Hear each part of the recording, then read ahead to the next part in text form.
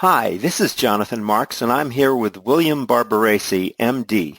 He's at Boston Children's Hospital, where he's the Associate Chief in the Division of Developmental Medicine. He's the Director of the Developmental Medicine Center. He's the Wade Family Foundation Chair in Developmental Medicine, and he's a Professor of Pediatrics at Harvard Medical School. Dr. Barbaresi is going to be speaking at the 2017 annual meeting of APSARD, the American Professional Society of ADHD and Related Disorders. That's this coming January 13th to 15th at the Mayflower Hotel in Washington, D.C.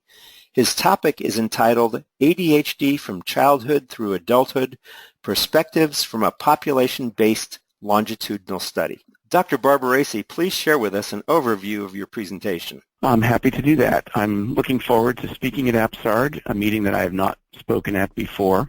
I've been involved in ADHD research for 25 years or more now, and the study that I'm going to be talking about was originally designed in the early 90s with the goal being to provide a population-based perspective on the life course of ADHD. By that, I mean an opportunity to study a large group of children with ADHD who were identified from a population.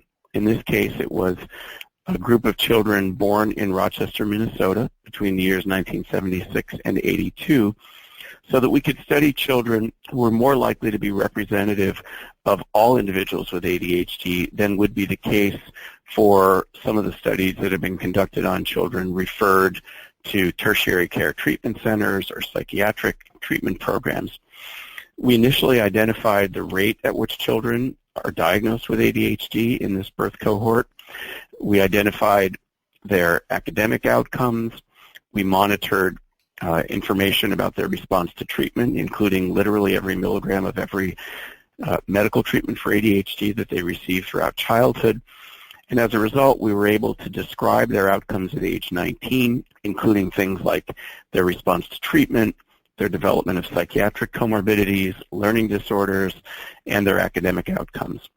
We also evaluated their health experience, including their overall healthcare costs throughout childhood, their rate of emergency room use, and most recently, we completed a study in which over 60% of our original cohort, as well as controls who were born during the same year, were reassessed in person as young adults, average ages about 27 to 30 years.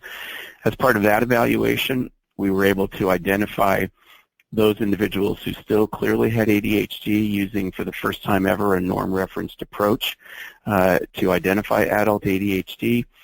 And as part of that visit, we were able to also evaluate important life outcomes, including adult psychiatric comorbidities, growth, important life areas such as relationships, income, employment, substance use, and a variety of other things.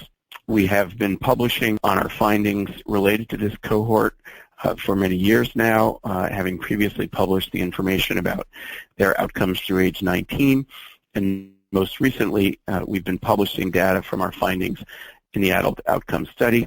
We have a lot more to publish, many more issues that we're exploring with this very large data set, and I'm looking forward to sharing a comprehensive overview of this study with the group who will be attending the APSARD meeting. Great. Was there a control group of any kind that you were comparing with? Yes. We identified individuals without ADHD in the birth cohort, and all of our childhood studies employed this control group, and we also evaluated controls in person as part of our adult outcome study. And it's kind of an old thought at this time, but it was previously thought that ADHD was a developmental disorder that you outgrew. Does your study confirm that ADHD continues into adulthood? Well, as you just said, it was previously thought that ADHD was a developmental disorder that one typically outgrew. And while it's been some time since we've moved beyond that notion, there have been widely divergent estimates about the rate to which ADHD persists into adulthood. As a result, one of the major objectives of our study was to more definitively establish the rate at which ADHD persists. And that's information that we have published, and I'll be talking about that during my presentation. And there's also a recent discussion about late onset of ADHD. Is there any evidence you have from your study about late onset of ADHD? Well, that's a very interesting question that is hard to answer without backing up for a second to clarify what one means by late onset ADHD.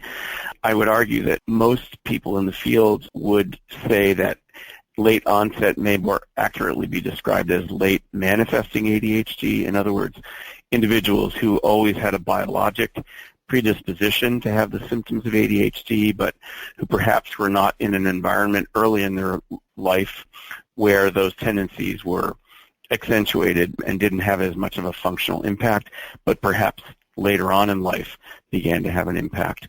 Mm-hmm. We actually have identified individuals who followed that developmental trajectory in our birth cohort.